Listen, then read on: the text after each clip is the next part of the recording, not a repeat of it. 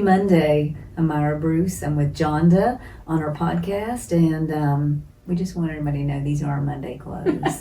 We like to wear these on Monday. So we're talking about Jonda's new book coming out, y'all, called Why You Must Take Your Hands Off God's Money.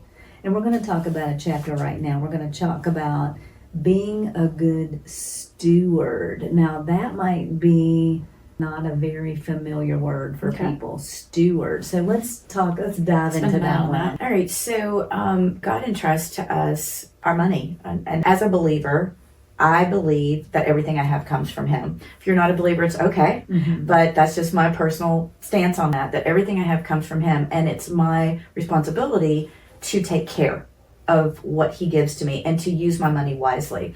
I shouldn't be foolish. So to be a good steward is just to make good choices, make good decisions.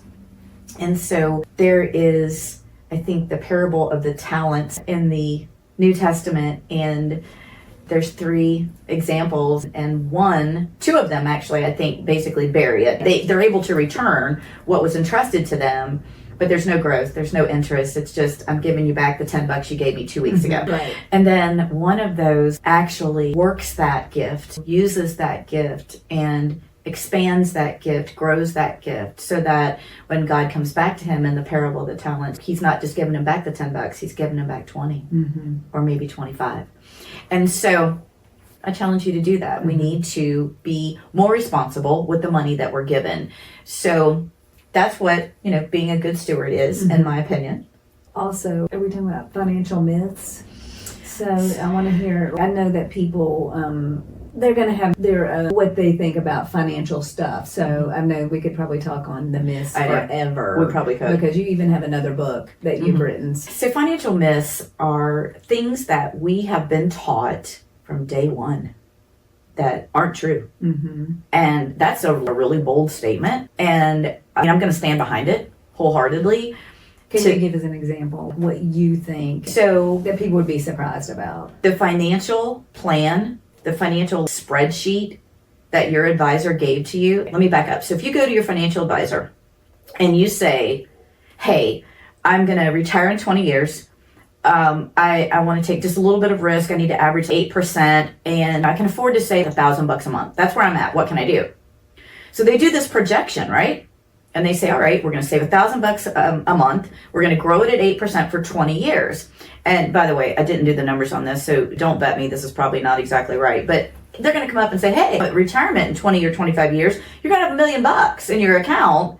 And if can you live on 4 or 5% of that? And you're like, well, yeah, I can. And so what do? You're like, well, that's sweet. I get home, you start saving $1,000 a month.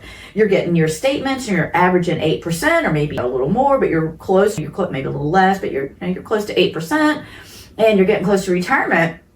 And you open up your statement on the day of your retirement party, and you open up your statement and realize you have to keep working. And you're like, wait a minute.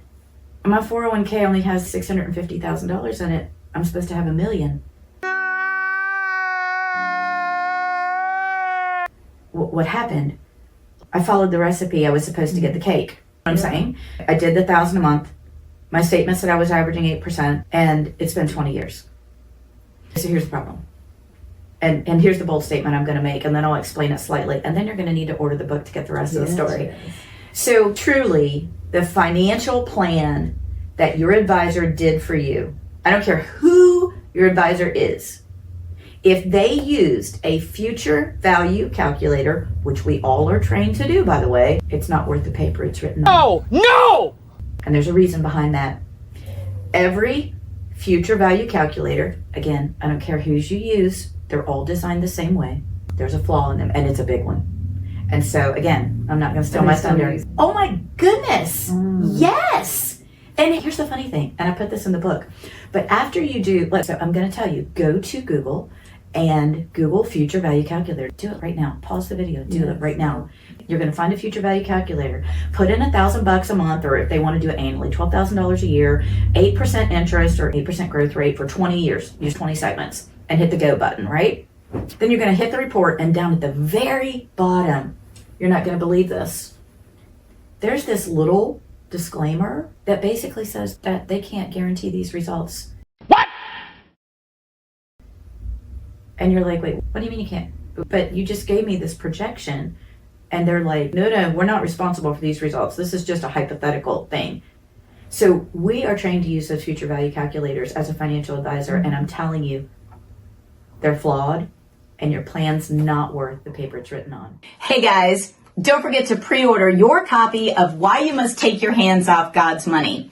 By placing an order today, you are going to receive the bonus chapter immediately as a digital download straight into your email. This chapter is a valuable resource, and you're going to want to get your hands on it sooner than later so that you can get busy laying the groundwork for a successful 2025.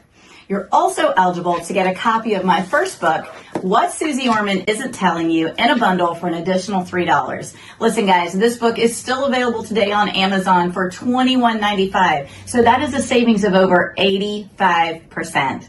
So listen, take advantage of these offers and go ahead, click the link below and place your pre-order today.